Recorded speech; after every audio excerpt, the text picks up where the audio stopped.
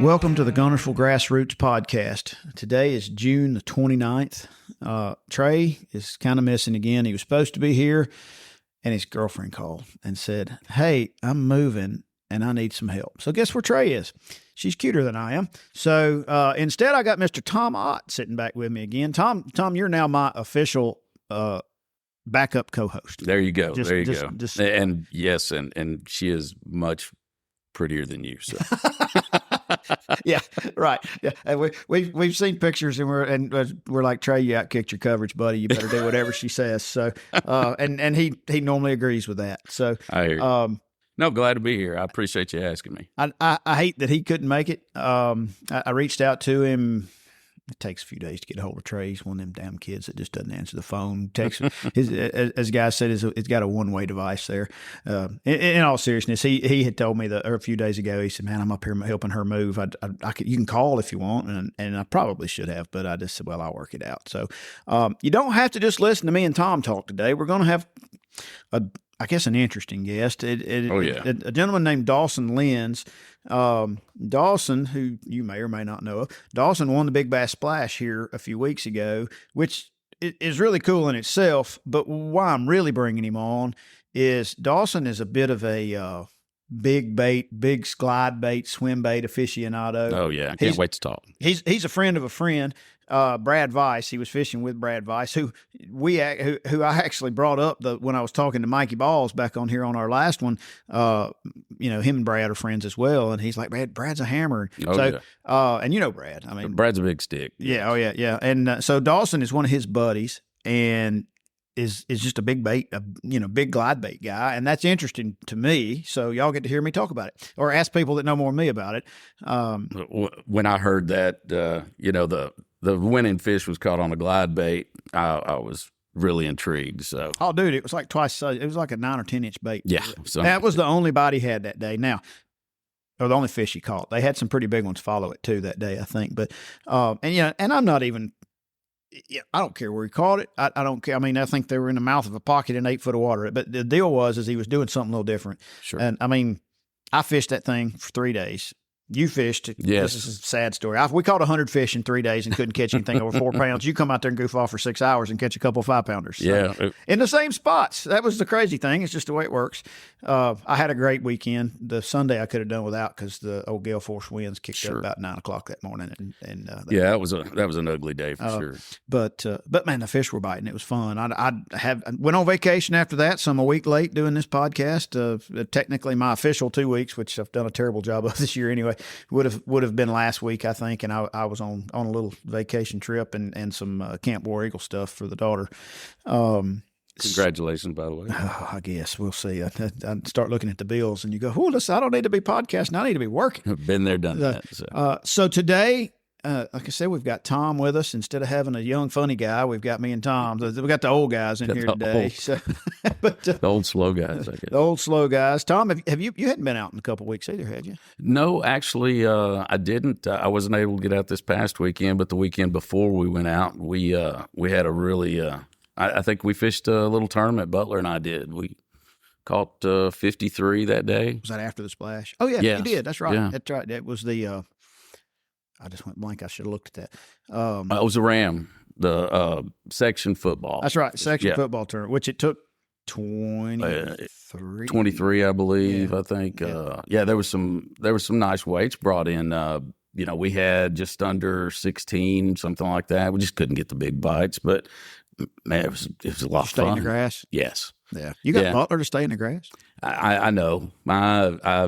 I couldn't believe it myself, but then I listened to "I Told You So" all the way home. So well, won't happen again, probably. And that was my gamble on the splash. It's like, sure. I felt like the offshore stuff, or the deep, hard bottom offshore stuff, was going to be. It was going to be crowded, and it was. But so was the grass. But there seemed to be more quality fish out there. They're really hard to catch, though. And I really just wanted to go fishing, and we caught a bunch of fish. I can't complain. That was the enjoyable part. There wasn't a lot of traffic in those areas, in the grassy areas. So, it was an easy decision, but, in hindsight, I have never in my life seen the number of boats fishing the back side of the river, the front side of the river, and the grass within 5 miles of Goose Pond as I have that never weekend. in my life seen that number of boats fishing on top of each other in my life. No, and it didn't matter if it was deep stuff, grass stuff, whatever. I mean, it was. I think they said 12 or 1,400 fish. I never heard Saturday. The final count. I heard both those numbers somewhere in between. I heard 11 and 14. I think 800 of them were within 2 miles of Goose Pond. Oh my gosh! It was a lot of fish there. Yeah, a lot of fish caught there. A lot of fish caught there. I barely lost sight of the place myself, but I never went to Goose Pond to weigh a fish either. So I probably could have run some 3s and maybe even some 4.0s in, but it's just hard for me to drive over there for that. If I'm not mistaken, that the section football tournament, the winning weight came right there in the Miracle Mile. So, there's a lot of good fish in that area. Yeah, just where you sit down. Exactly. And at the right time. It's like you and I were rotating through some of the same stuff that day, and you caught 5-pounders, and I caught 22-pounders. We fished early in the wind, and it seemed like the bite was a little bit better in the wind. Oh yeah, well, not on Sunday when there was a lot of it. Well, no, I let y'all have the Sunday. Yeah. But a good day to throw a swim bait. It was, yeah. But before we call Dawson, I was going to tell you a neat little story. I had a guy somewhere in the last 3 or 4 days, 5 days, catch a tag, a 2021 tag. I've had 2 prior years tags, and this is last week. But I had a guy catch a 2021 tag in a kayak. And I'm not going to tell you what creek he was in, but I'm going to tell you that he was as far back in a place as you can get, and you're not carrying a bass boat back there. And it was a long ways from where I let it go. And gosh, how many miles? I mean, that was. I mean, he paddled way back. I let it go in Roseberry, and it was downriver in a creek. And I'm not talking about I'm talking about like back in the creek, like back way across grass flats, and just as far back as you could get. It blew my mind. Did a Go Devil get back there? Yes. It blew my mind that it was. I mean, like, because that fish wasn't anywhere near where I let it go 2 years ago. But it was wild to me. That's incredible. That thing said, "I'm just out of here. I'm going back here and hide." It was that had that fish been caught anywhere near that area, or I have no idea. Yeah, I don't know. I tagged it in Roseberry in 2021. At a tournament. It was caught in the back of a whole nother creek down the river, like in the. That's crazy. It's crazy. Well, the way those fish have traveled, I think that's you should put a book together. I think that's pretty cool. The other prior year tag the guy caught was straight across from Roseberry on the back side of the river, and it came from the state park same year. So I mean, they opposite directions. So people probably don't care, but it's neat to me. It's interesting to see how those fish and move, where's it been for the last 2 years? Apparently, it's been in the back of that creek hiding. Or maybe he was swimming back there. It took that long. Well, we don't know how long Nemo takes to make his voyage, do we? No, not at all. Not at all. So I'm gonna see if we can get Dawson on here, and maybe he'll give us a little info on how, when, and where to fish these glide baits. That's really what I want to know. Yeah, absolutely. I want to know conditions. A little bit more about, what are you looking for? What do you throw it on? Do you have to buy one that costs $300? And I don't think you do. But anyway, we'll see if we can get a hold of him. Well, we've got Dawson Lenz on here. Did I say your last name right? Yep, that's it, right. Lenz. I'm pretty good at screwing stuff like that up. But Dawson lives over in Georgia, but he's got a lot of friends up here. You said you went to UNA? Yeah, man. I went to UNA. I went to high school, obviously, in Georgia, but ended up at UNA and was the president of the fishing team up there for 3 years. So, yeah, I'm pretty familiar with it. A bunch of the Tennessee River and lakes up there. So for those that don't keep up with it or don't know, Dawson won the Big Bass Splash here, I guess a couple of weeks, 2 or 3 weeks ago, whenever it was, 2 weeks ago. And the biggest reason that and of course I knew you through Brad Rice, a mutual friend of ours, and the biggest reason that I wanted to call you is how you caught it. Like, you caught it on a glide bait, and those are a big glide bait. and let's mention this fish was what, 8.24. Yeah. I mean, yep, 824. So the cool part on my side is Theron Livingston that fishes with me a lot, and Brad Vice that you were fishing with. That's Theron is Brad's nephew or uncle. Brad is Theron's nephew. So we get a phone call, and Theron looks at me. He goes, "Them boys just won the daggum boat." And I said, "What?" He goes, he said, "Dawson just caught an 8-pounder on a daggum glide bait. I had just laid mine down because I can't catch a fish on it." And so, Yeah, 2 minutes after that, I got a text. yeah, So, that's right. I started texting him back. I said, "It looks like we know."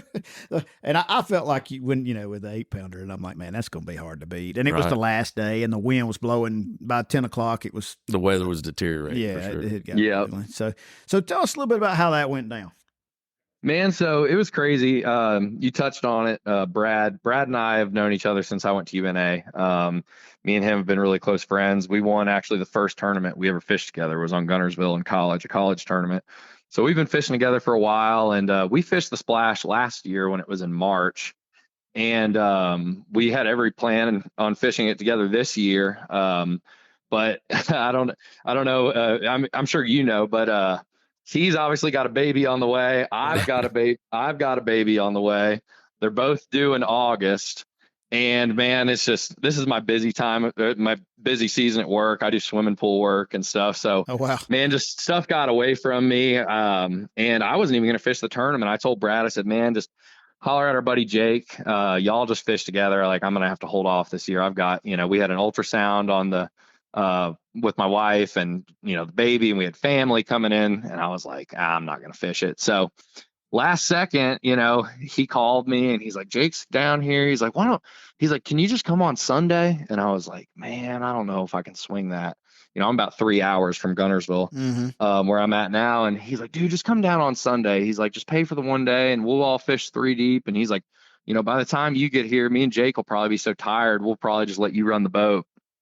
I was like, you know what? Maybe I'll do that. So I talked to my wife, and I was just like, I'm just going to go down there. I'll get up early. So long story short, I signed up for just Sunday, and I handled all my business at home. And I think great decision making right there. Yeah, exactly. Did you drive over that morning? Yeah, no. So I drove down. I drove down the night before. I got in at about 11:30 that night. Oof. So I got in the night before, and Brad and them, they cut a pretty decent check. Maybe they got, I don't know, top 5, top 6, something. They cut a decent check on Friday. Yep. They had like a 5.5 pounder. They caught offshore. I think they were fishing mid-lake that day, and then they said they were going to fish down on Saturday. And they were calling me, and we were just talking, and I was wishing I was like, man, I'm so jealous y'all fishing all week. And so anyway, so they fished down, I think, on Saturday, and kind of had just a rougher day. I don't think, the offshore stuff wasn't panning out, and we were talking, and I was like, I'd love to come down there and throw a big bait all day Sunday. I was like, I'm just trying to fish for, one good one and cut a check and go home. So I think kind of towards the end of the day, after things weren't panning out, this was on Saturday, Brad ended up catching a nice one on a glide bait. I don't think, I think it was like 3.5 or 4 pounder. Right. But he caught one nice one on it, and then I think he had a couple other follows or bites in an area, and I was like, he sent me a picture. I was like, perfect, count me in. That's what we're doing tomorrow. So I got in late that night. We got up, put in, and we started on a place that I usually like to fish in the springtime. And it's just a bar, and I just figured there would be some brim beds in the area. It's kind of shallow, kind of point that extends way out. And we started on it, and man, the eelgrass was just terrible on it. Like, you couldn't even make a cast. I mean, yeah, man, it was just, it was terrible. And like, I don't even know how Brad did it. Brad ended up catching like a 2 pounder on a spook off that spot. I guess he landed perfectly in between the patches of eelgrass and caught one. But I was like, dude, this isn't going to work. I was throwing my big bait and, big top waters and stuff and big wake baits. And I was like, this isn't going to work. And he was like, well, he ended up catching that fish the day before in Seabold. And he's like, the grass wasn't that bad in Seabold. Like, let's roll in there and check a few places. And so we pulled up to a place, and it was a grass spot, but there's a lot going. There's a lot going for us in this particular area. It was just, there was a brim bed up shallow. There was some kind of more sparse patchy grass that kind of led out. And then there was a defined creek channel that kind of winded back to where that brim bed was. Now, how deep were you sitting in this thing? And how deep? The boat, yeah. We started off the end of this point, and then we kind of followed the creek channel in. But the boat, we started out in probably 10.5, 11 feet. But when we actually caught the fish, the boat was sitting in the creek channel. The boat was sitting in probably 6 feet of water, to be honest with you. And I was just kind of following this drain and just kind of fishing that big glide along the edge of that drain. And if I had to guess, when I got the bite, the fish was probably in about 4 feet of water. I mean, we fished all through there, and you could almost see the bottom. I mean, it was a shallow, so clear. Yeah, so clear, man. And it was shallow, but it was just one of those things. And I was talking to a buddy, the week before, and we were just talking about how to catch a 7 or 8 pounder on Guntersville right now. And I was just like, man, I mean, to me, and it's just my confidence, to be honest with you. It's what I do all summer is I fish for fish that eat brim. In Georgia, we fish shallow and stuff, and I fish brim beds and stuff. And I've seen so many fish on brim beds that are 6, 7, 8+ pounds, and that's what I was telling Brad I was like, man, if we want to catch an 8 pounder, I mean, there's so many 5 pounders offshore out there. I was like, but if we want to win this boat, like, I really think we need to be in some shallow grass and, and be around brim. And man, it was crazy. Like, I don't even know when it was. It couldn't have been 45 minutes into the day. I bombed that cast out there, and I was working that bait back really slow, and I popped it hard a couple times, and it locked up. And man, when it did, it was just like, I couldn't even move it. And we didn't have the net out or anything. And I just started grinding as hard as I could on it. And the fish's head came up, and I'll be completely honest, Pat, if the fish would have come off, I would have promised all y'all it was a double digit. I mean, the way the fish was built, it just had such a big head. I saw the pictures, and it was long and skinny. Yeah. It wasn't very filled out, but man, it had such a big head on it. And that's a lot of times that's how those brim fish are, man. Like, they're not your typical Tennessee River footballs that are sitting out there just gorging up. They're kind of nasty, long looking fish. Yeah. Exactly. But they're big, they're big. And, so anyway, this thing's head comes up, and I could just tell that it had one hook in its bottom jaw. And I was like, dude, I got to just put the screws to it. And I just turned the handle. And Brad was like, man, you're standing on the locker. I got to get my net out. So I'm like, I'm not even looking down. I have to move to the front of the boat. And I knew just the way the fish was hooked. I've caught a lot of big bait fish, and I just know that if you have to make a turn with that bait at the boat, 99% of the time you're losing that fish. And I knew it was I've boat flipped a lot of 6.5 pounders on the rod I was using. And I was like, dude, I can't boat flip this one. I was just like, if the net's not there, we're in trouble. And Brad literally, he went in the locker, he popped it out. And as soon as the fish was literally at the trolling motor, Brad had the net in the water, and it just dumped right in there. And we lost it, man. I mean, we lost it. If I saw the video. I was gonna say, if you want to see the video, check it out on Facebook, or it's on Instagram. It's on my Instagram. And I pulled out my phone because I knew how special that moment was. I was like, dude, we lost it. I mean, we couldn't breathe. Well, and, the funniest part about the whole thing, so we knew it needed to be, high 7s or 8 to have a chance. So he pulls out the scale, and I put it on the scale, and it went from like 799, 798, and it settled out at like 803 on his scale. And at that point, we're like, dude, we got to weigh this fish like now, So we put it in the boat. We're like, no, let's take a deep breath. And so I'm shaking so bad. I went to go make a cast with the bait, and I was like, dude, I can't cast this thing. I can't even make a cast. I was like, let me retie. I got to sit down and retie this thing. And so I sit down on the bottom of the boat, trying to compose myself. And I'm sure y'all know it. I tie that knot that has the 3 tag ends on it, because I mean, it's a $200 bait. I tie the best knot I can, and I tie this thing on there, and I can't make this up. I cut the tag ends, and I flip the bait in the water, and I cut my main line, and it sunk to the bottom. No. Oh, so you lost the bait? No, I got it back with the net. I got it back. Hey, when it's your day, it's your day. $200 glide bait. I'm shaking so bad that I cut the main line, just tossed it in the water. When I picked up my rod, I'm like, bait's gone. And luckily, like I said, we were in about 5.5 feet of water, and I was able to kind of, mill around with my rod tip on the bottom, and I ended up hooking it and put it back. Is the only one I had. I tell you what, Dawson, I mean, that's awesome, man. But could you tell us a little about the setup that you use for that? Yeah. How big that bait was, and what you're throwing it on, line, that kind of stuff. Yep. So So it's an 8-foot heavy Phoenix swim bait rod. I've had it for 6 or 7 years now. It's stout. It's rated like 1 to 6 ounces. Wow. The reel is a three. Yeah, Big I mean rod. it's a big rod. Yeah. The reel is a 300 size Shimano Tranx. It's the low ratio. I like that lower gear ratio on a lot of glides. Especially just kind of it helps you slow down on some glides, and I'll kind of get into that later. But this glide in particular, and a lot of the big ones, you can overwork them really easily. And like with a fast reel, they don't like to, they'll kind of blow out and wash out. So that lower ratio I like on that. And I was throwing it on 25-pound Seagar Tatsu.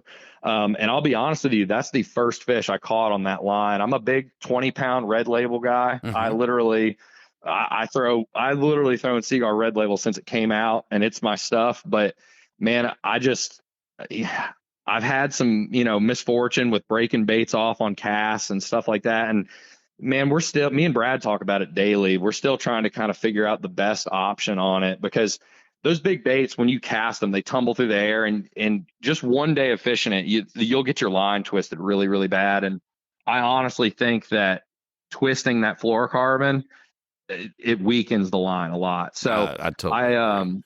Yeah, it's just that constant twist. You'll get it with like big spoons and stuff too, Or even some, some plastics that have, just twist. Twist, absolutely. Yeah. Yep. And like I said, Brad ended up losing 2 Chad Shads that day, casting them off. Ouch. And we literally were talking about that. I was like, dude, it has to be that line twist. So I bumped up to 25, and that Seagar Tatsu, I mean, it's not cheap, but I mean, when you're throwing a $200 bait and you're fishing for big fish, I was like, I'm not going to skimp on line. And the 25-pound Tatsu is actually the same diameter as the 20-pound red label. So I knew it wasn't going to mess with the fall rate and the action and stuff like that. So yeah, I was using 25-pound, big rod, big reel.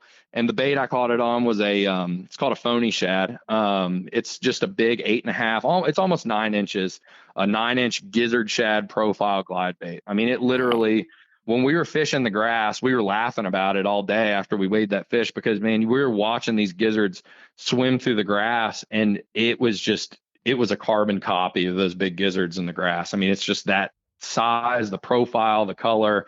I mean, it was perfect, So yeah, it's a big bait. I think it's in the 3-ounce range. It may be a little higher than that, but it's a big, heavy bait.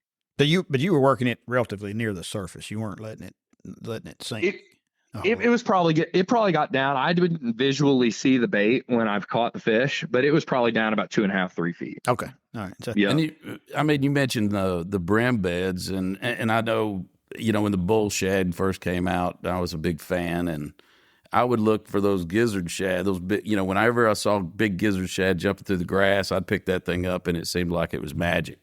Every time. Yeah. And I but you were more looking at the brim beds. I mean, that was the going thing right then anyway. But yeah. And man, it's Tennessee River, there's always going to be, if you're in a fertile area, there's always going to be gizzard shad in that grass. But I think the particular place that we caught that fish, I think that the brim bed had a lot to do with it. It was the mouth of a shallow pocket, and there was a really big brim bed back there, and I think it was just the perfect combination. Like I said, it was just a drain, and it was just an area where a big fish like that could ease back in there, eat brim, eat gizzard shad, and ease back out. And it was just a highway for them, and it was just the perfect conditions to make that fish bite. I think under any other conditions, that fish would have followed that bait back to the boat. But we had a little bit of breeze that morning. It was a little overcast.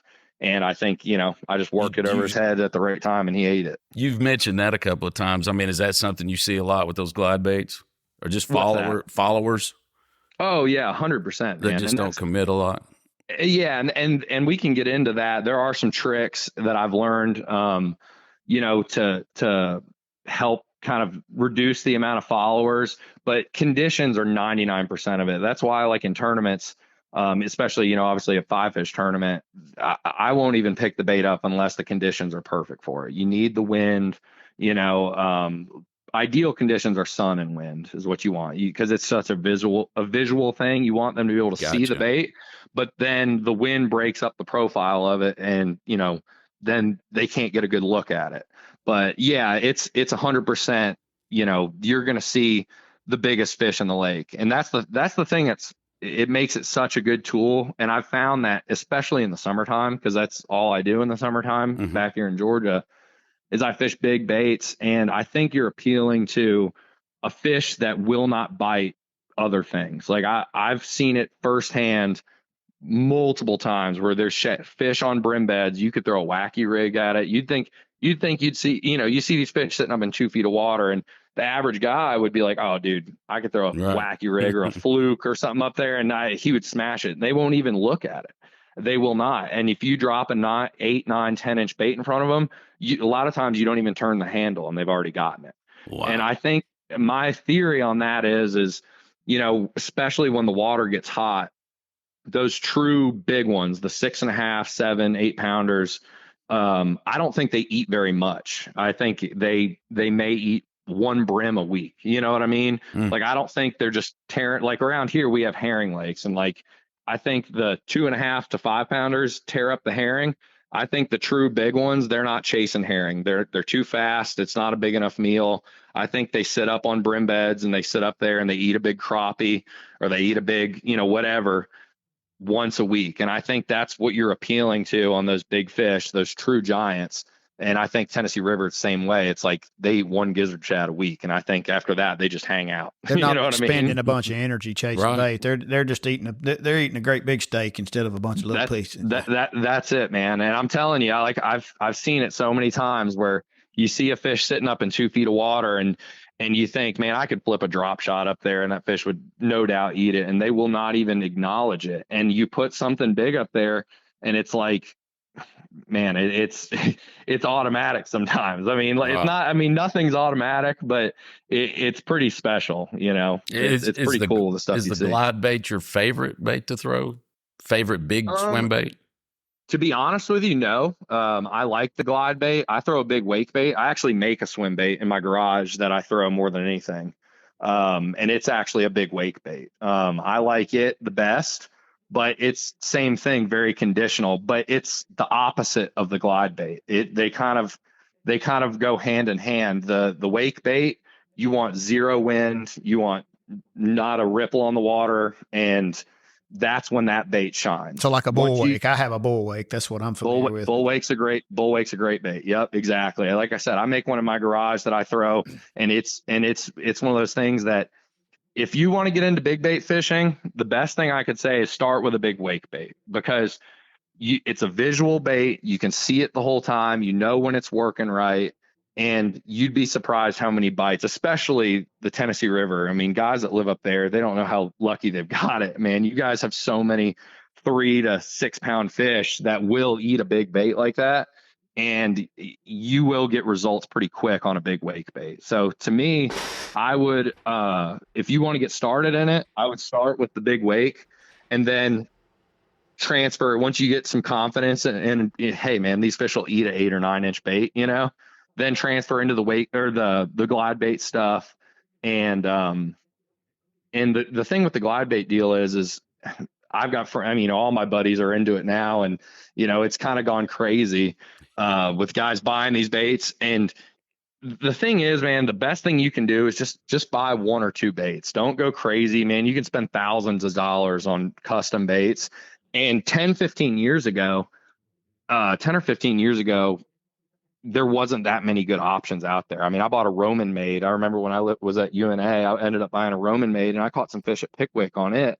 And that was the only glide bait I had, but I just locked it in my hand and got confidence in it and just threw it. And like, that's the best thing you can do, man. You can go down a rabbit hole so fast with this deal. Just today, I'll be honest with you, that Spro Chad's really hard to beat. I've got one. I'm still learning to fish it, but I've got 2. Well, just for, for somebody getting into it, why I see so many swim baits and glide baits that, on the decks of these boats, and I'm seeing a lot of guys that fish braid. Why wouldn't you want to fish braid? I do fish braid. You on do the fish wake braid? bait. You Yeah, do? yeah. Okay. The wake bait is straight 65 or 80 pound braid, and that is 100%. Yeah, for the Do you just wake. like the properties of the fluorocarbon on the, on I'll be the honest. glide bait? I'll be honest with you. I'm still not dead set on the fluorocarbon. I am going to dabble in the braid because of what we talked about earlier. Like the line twist is such an issue that I'm fighting. And unless I go to a swivel on the front of the bait, which, I'm not that crazy about, the braid may be the deal. And I would tie a leader to it, just for my confidence, tie a 25 or 30 pound leader to it, Sure. just in front of that bait. And I'll be real with you.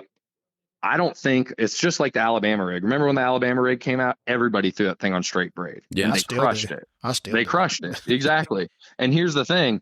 My theory on that is when you've got a bait that's that big of a profile, like an Alabama rig, that fish has no idea of what's going on around him when he's coming to eat that bait. there's He's not wires looking holding at the braid. bait. right. Exactly. It's just a profile thing. So like I said, I am going to experiment with the braid on the glide stuff. And the only reason that I would tie a leader is strictly as a shock absorber. I want it to, those fish hit it so hard, you will bend out, and you're using such a heavy rod just to be able to cast a 3 or 4 ounce bait. It's a total balancing act that you're trying to, figure out. And I would just tie a leader to the braid just as a shock absorber, so you're not bending out hooks, because you will bend out. I've been out and broke split rings on 5 and 6 pounders a lot. But before we get off of it, on the wake bait, you said you like it to be slick and sunny. Correct. Now, are you just a slow, steady reel, fast as you can reel it without blowing it out? How do you normally fish one of those? To me, the wake bait, each bait is has its own kind of attributes and personality. I think of a wake bait as kind of like a whopper plopper. Like that whopper plopper, you can reel it as fast as you want, but it's got a speed that's the right speed. Does that make sense? Yep. Mm-hmm. Like it's got you get that plopper going, and it's got that perfect sound, and you're like, all right, that's where I want to be. Wake bait's the same way. Each bait is different. A lot of them, most wake baits, once you get them going fast, they're going to dive below the surface. And I don't like that personally. I know there's guys that have caught them cranking a wake bait down, but I'll throw something else if that's what they're eating. But most of them you can't wind fast. I'll be honest with you. The bait that I make in my garage, the whole reason I built the bait was because I wanted to throw it in tournaments. And most wake baits, you can't fish fast enough to cover enough water to catch those fish. It's kind of like a catch-22. If you just want to go out and catch a big fish, you can wind a wake bait. I mean, I going back to what we said earlier, I think some of the biggest fish want that slow retrieve. I think they want to see something big and slow that they can just easily come up there and get.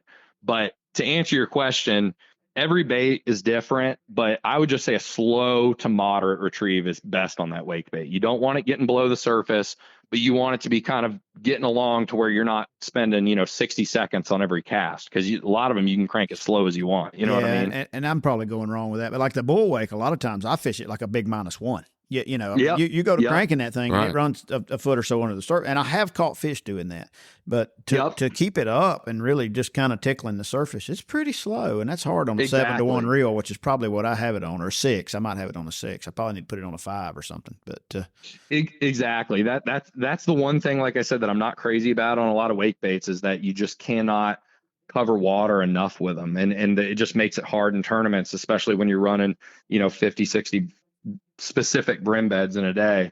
You got to be able to move water, and I wanted a bait that I could fish as fast as a whopper plopper, but have that same big profile. So that's the main thing. But yeah, I would say slow to moderate speed on those big wakes, but you'll get a lot of bites on them. so on the line, what I've been playing with, and you tell me if you've tried this, is P-line. I use like 20-pound P-line, because P-line before fluorocarbon, P-line was your stiffer line. That's what I threw rattle traps on, and stuff like that, because it was a little stiffer. I mean, you could, some of the old tri-leans and stuff like that a was few like rubber boats band. with some of that 8-pound P-line. Yeah, P-line. That old stuff. So I had been throwing, it's a copolymer, I believe it was. And so I'd been playing, and the 20-pound of that's pretty strong. And so that's kind of what I've been playing with on it. And again, I've not caught enough fish. I've caught quite a few fish on the original bull shad and some on the bull wake, more using it like a -1 than truly a wake bait. But, I just curious what your opinion was on that, if you've played with anything like that or not. I haven't. My main thing, like I said, is, it's the big swim bait deal, man. It's such a balancing act because you're throwing treble hooks and you don't want to, tear a big hole in their mouth and whatnot. But at the same time, these baits are so heavy that I have found, and it's happened to me on glide baits before, man. Like a true big one, it doesn't matter how heavy your rod is or how hard you pull on them. When they want to jump, they're going to jump, and there's no stopping them. So I change things all the time. I've literally got $150 worth of different treble hooks sitting in my boat right now that, we went big swim bait fishing this past weekend in the mountains. And that's all we did was every fish we caught, we'd swap hooks and try different stuff because it is just such a balancing act to try to land these fish on a big bait. Yeah. I think I took a bull shad and changed the hooks on it, and then it just completely ruined the action of it. I had to go back to exactly. Really? Yeah. Completely ruin the action. Yeah, so I've done that before. Yeah, some of these hooks are so heavy wire that it'll totally change the action of a bait. And same thing with a glide bait. You put it on, heavy wire, light wire hooks, and you'll change a bait from being a slow sinking bait to a fast sinking bait in a heartbeat. So that's a whole nother thing. So as far as throwing braid, anybody that's listening that hadn't done this yet, if you've thrown braid with an Alabama rig, you've probably made the mistake and snapped your line in midair. You can do that with a $60 glide bait too. I have a bull shad somewhere. One of the original bull shads that when I first got it, I put it on braid. I'm like, this is a $60 bait. I'm gonna put it on braid. Pow! There it went. That's another. If you read the forums online, that's the main reason guys don't like braid, is for that exact reason. And I'm telling you, some of these big baits, they're heavier than your Alabama rig. I mean, you can easily backlash them, and if it locks up on braid, she's gone. You just gotta lob it and hope for the best. So you mentioned the Chad Shad. It's been getting a lot of attention. Number one, it's made by a big national company, and I've played with it. I played with it a little bit the other day when I was out. You can do a lot of things with that. Talk a little bit about what you do, how you would apply it. Just So going back to what we said earlier, when I first started throwing big baits, it was about 10 years ago, maybe 12. I can't remember, but really there wasn't much stuff on, that you could buy. I mean, right. And a lot of the California stuff was, and a lot of the stuff was just very high dollar. I mean, like I said, that Roman bait, I think I paid about $150 for it. And that was 10 years ago. And that's literally what I locked in my hand. And the thing with that bait is it's a wood bait. It's a custom wood bait from Japan. And you could not fish that bait very fast. I mean, you had to keep it kind of slow. If you tried to pull it hard or work it hard, it would roll over on its side and it would blow out. So the thing now is, man, there's so many good baits out there now. I mean, there's so many garage made baits, and Kevin, the guy who makes the original Chad Shad, he got with Spro, and, they made they got together and, they made, I mean, it's, in my opinion, it's, the best plastic bait, out there right now, if you're not buying a high dollar resin bait. And the thing with that bait is it's so well balanced. Like I was saying with that Roman bait, it was just not a very well balanced bait at speed. And you just pretty much think of that Chad Shad like it's just a big jerk bait. Anywhere you catch fish on a jerk bait, throw that Chad Shad and you're gonna catch those fish and some quite a bit bigger ones. Will you throw it year it's round? Just an oversight.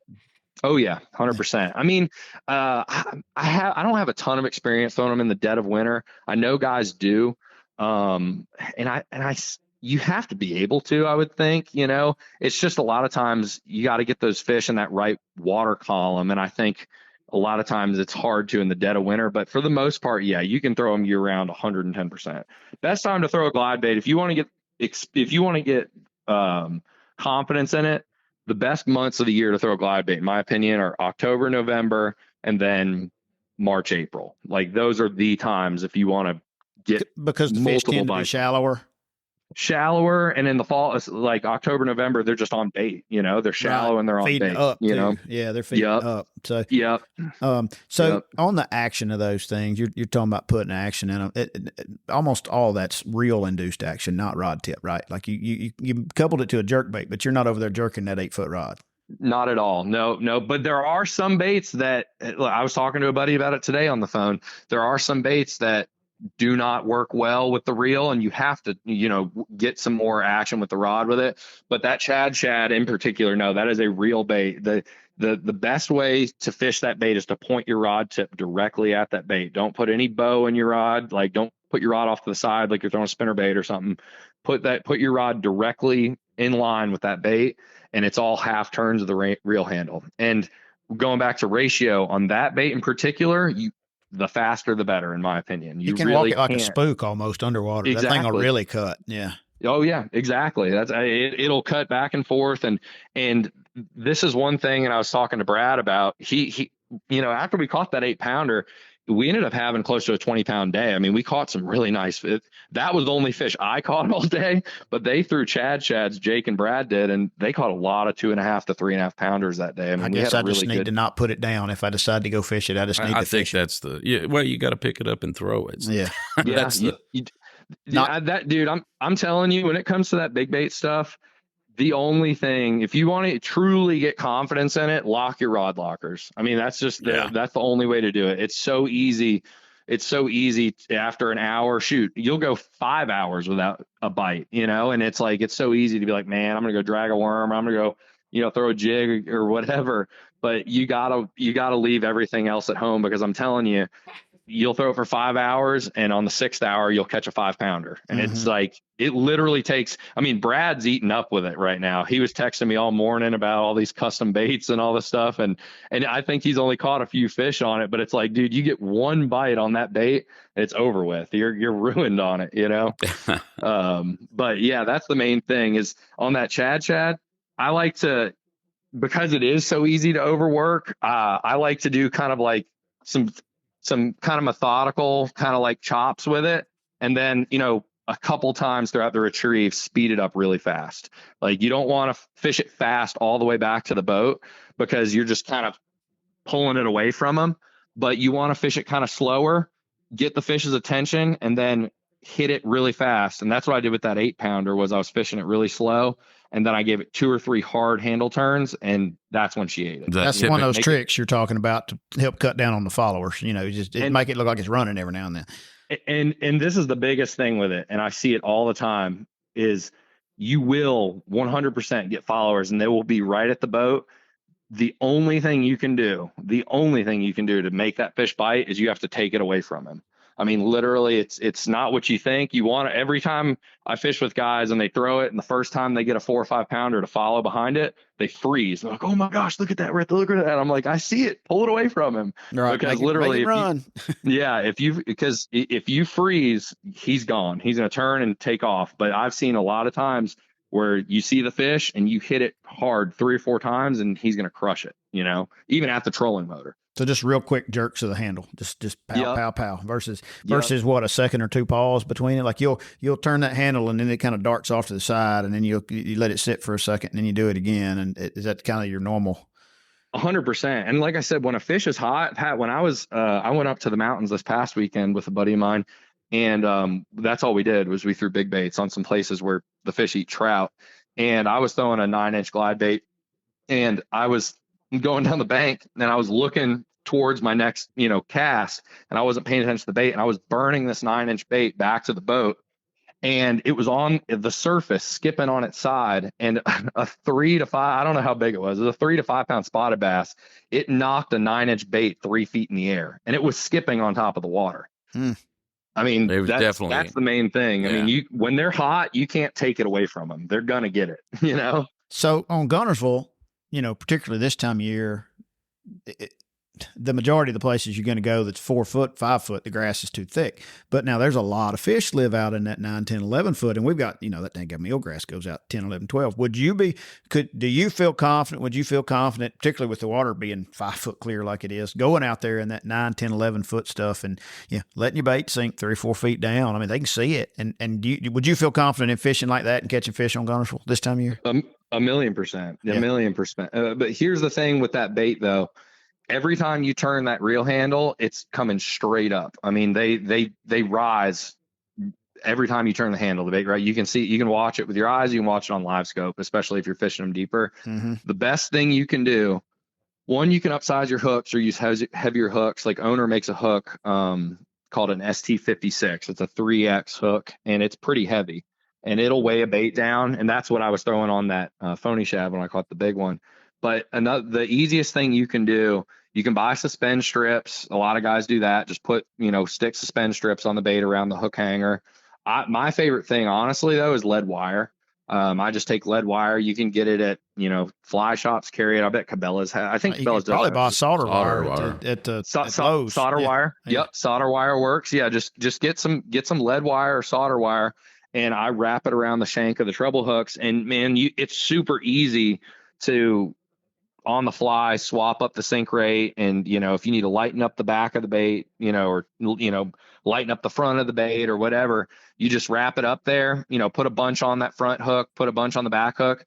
And then if it's sinking too fast, pull off an inch, snip it off. If it's sinking too fast, pull off an inch, snip it off. And that would be, to answer your question, fishing that deep eelgrass and stuff, that would be what I would do. I would 100%. Do you want that bait to run horizontal, or do you want it to appear somewhat nose down, or anything along those lines? That's a good question. I want it to be as horizontal as possible. A lot of baits, they'll kind of do like a head bob type thing that I don't really like. That shad in particular is really, really good about staying very, very flat in the water. And gotcha. I think that's key. But but like I said, if it's starting to do goofy stuff, like, especially if you've got, that lead wire on there, if it's kind of nosing up hard, then, hey, I need to take some weight off the back. And if it's nosing down hard, hey, I need to, take some weight off the front, and vice versa. But like I said, that bait's pretty almost dummy proof. It's pretty easy. So I think on Guntersville, sounds like I need one. Yeah. I think on Guntersville with this water, I mean, like the water's as clear as I've ever seen it. Oh, absolutely. I've fished Guntersville really I'm 48. I grew up fishing it. I was gone for a while, came back, but I mean, it's as clear as I've ever seen it. And I think it's coming down to this kind of fishing or spinning rods. It is. It's incredible. A buddy of mine was winning tournaments out there this past spring with all smallmouth. Yeah. I mean, it's bizarre. Was that upriver or down?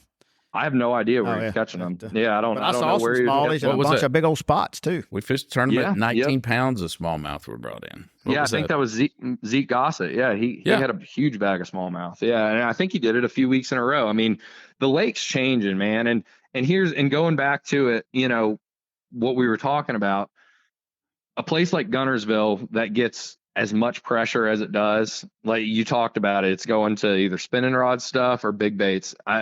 I'm telling you, man, it's amazing to me how they still eat a chatterbait as good as they do out there. But you got to imagine how many chatterbaits those fish feel and see every single day. I mean, it's almost the way the eelgrass is. It's the only thing you can throw half the time. No, that's true. That's why it's become. I mean, you can't you go throw a spinnerbait right now, and you get into this floating stuff. It wraps around the daggone blade. Buzzbait, same way. I mean, it's a lot of things you used to do, you can't do.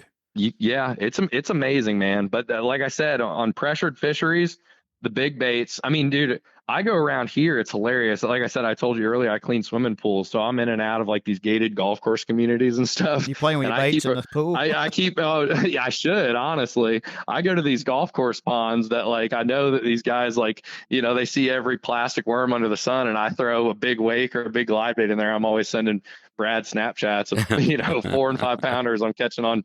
And it's the same principle, man. Those fish never see anything like that. And, That's true. That's true. Yeah. Mike Carter, who is a guide here, has been on the bull wake and bull shad thing for quite some time, and he's got it dialed in now. And he kind of told me a couple years ago that on these eelgrass bars that he said, think of it like big aquarium. They just swim up and down those bars, and they've chased the bait and they feed. And he says, I just cover water, and you run into them, you catch them. And he's caught a lot. I mean, like he's had some really, really good days on that bull wake. Whether it's on the surface or under it just a little bit. But so he is cranking it down sometimes. Though, I think so. Sometimes I think so. But I mean, I know he fishes it up in. I mean, some of the places he's fishing it, I know the grass is 6 or 8 foot under the surface, but the water's really clear, so they may be coming up, But here's the thing with that wake bait is, on some of those mornings you get out there on those bars and it's slick calm, like you don't even feel comfortable throwing a chatterbait. It's like that calm out there.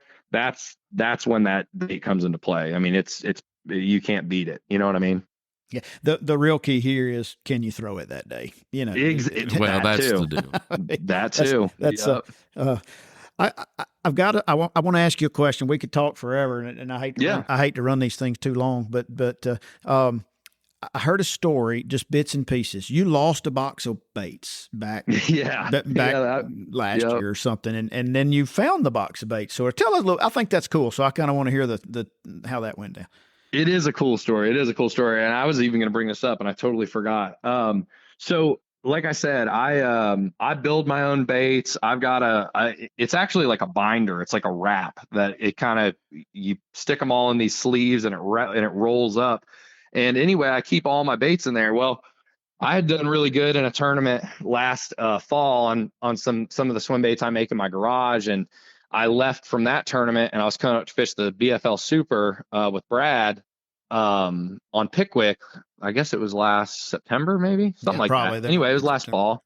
Yeah. And so I went up there to fish the BFL Super, and I got up there on Thursday night after work. I was staying at Brad's house, and we were doing tackle out in his yard, sitting in the boats, and I pulled out that big roll of baits, and I was showing them these baits that I was building and stuff, and we were just going through stuff. Anyway, we rigged up all our rods, get ready for the next day, and went to bed. Well, the next morning we woke up and we got up. Obviously it was still dark. We went to bed. We were rigging in the dark, and we got up to go to the ramp in the dark. Well, we start going down the road, get to Pickwick, get to McFarland, put the boats in, and like halfway through the day I pulled out that swim bait wrap to tie something on, and I couldn't find it anywhere in my boat. I was like, man, I must have left it in my truck. I must have left it at Brad's house. Well, the thing was gone.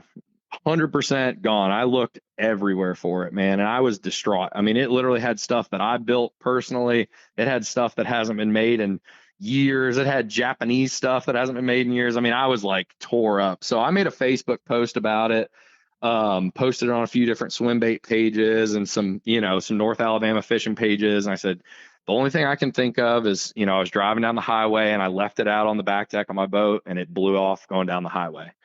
And so never heard anything of it. Nothing really happened. And I was like, they're gone, whatever. It is what it is. And I was talking to Brad on the phone. This is about a month ago now. I was talking to Brad on the phone at work one day, and I was cooling off in my truck. And I'm always on the swim bait pages. It's a page on Facebook called Swim Bait Universe, and it's guys from all over the country that post, swim baits for sale. And anyway, I'm on this page and I start seeing these baits this guy posted, and I'm looking at them like, dang, I was like, I'd like to have that. And I start looking and I was like, those are my freaking baits. And this was just a month ago? Yeah, this is a month ago. Wow. And it was last September when you lost. And this was last September when I lost them. Okay. Oh, wow. Yep.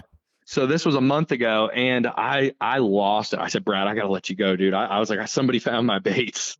And so I get on there and I message the guy. He's a North Alabama dude. And I messaged him. I'm like, dude, I'm not, I know you're going to think I'm a scammer. I was like, I'm not a scammer. Just please. Cause I'm telling you, he posted them and he wasn't even posting them for sale. He didn't know what they were. He was like, hey, can y'all tell me what these baits are? And so everybody's on there. I'll buy this. I'll buy that, throwing money at this guy. And I was like, no, don't sell my baits. So anyway, I messaged the guy. I'm like, dude, please. I was like, just call me. Here's my number. I'll explain everything. And I said, I'll make it right. Like, I'm not trying to scam you.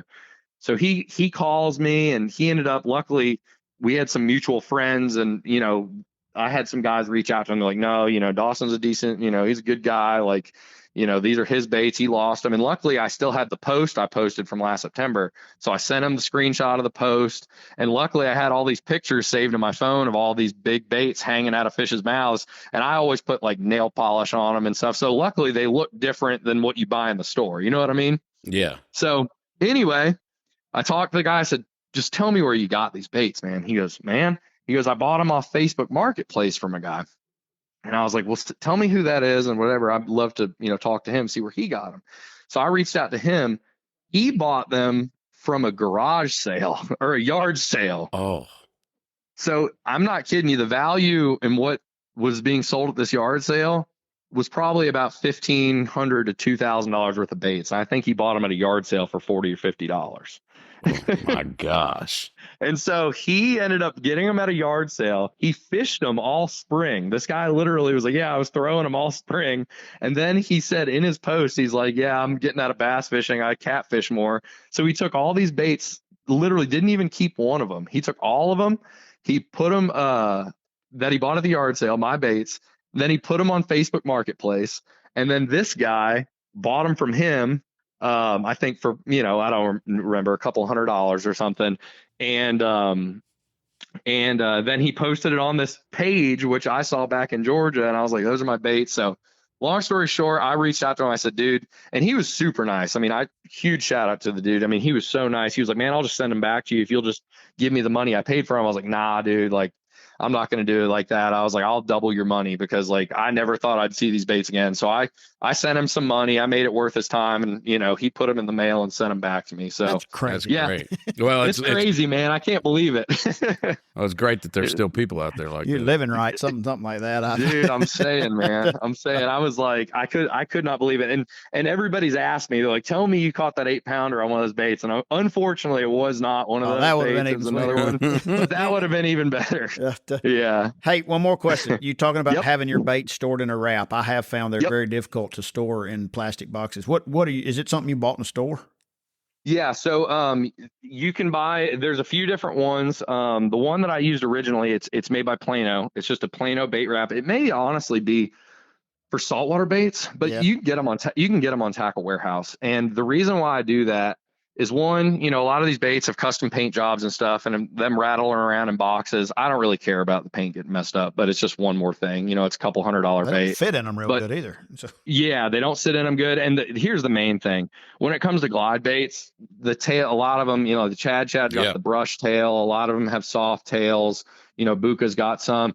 And man, those tails get kinked up. And on multi-jointed baits, like I don't think you can mess up a bull shad, but on a glide bait, man, that tail could get kinked one way or the other. And it's like, you can't even throw it half the time. So I like putting them in those wraps because you Velcro them tight.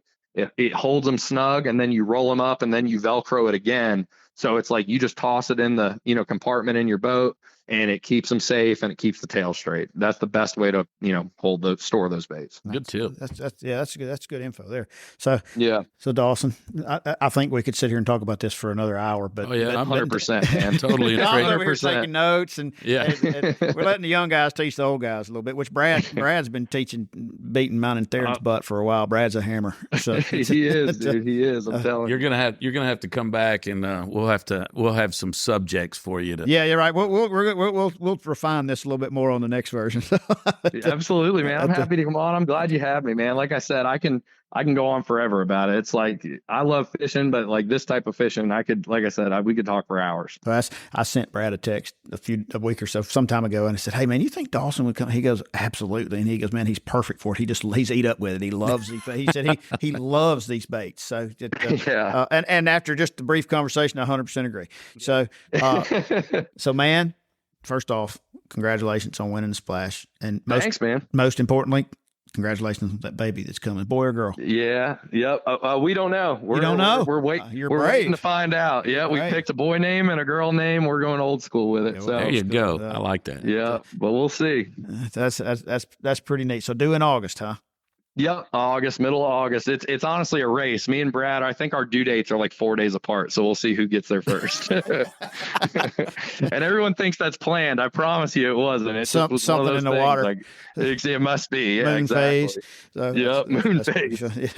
yeah. Well, man, thank you so much. I appreciate it. It was good talking to you.